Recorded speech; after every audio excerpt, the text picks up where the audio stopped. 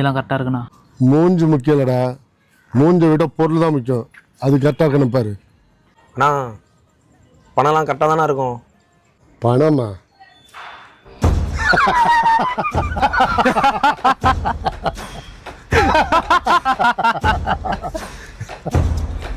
அதோட முக்கியமாக அதில் ஒன்று எல்எஸ்டின்னு என்னன்னு தெரியுமா? ஸ்டாம்ப்பு. அதை உன் நாட்டில் வச்சேன்னா 3 நாளைக்கு நீங்கள் யாருன்னு உனக்கே தெரியாது.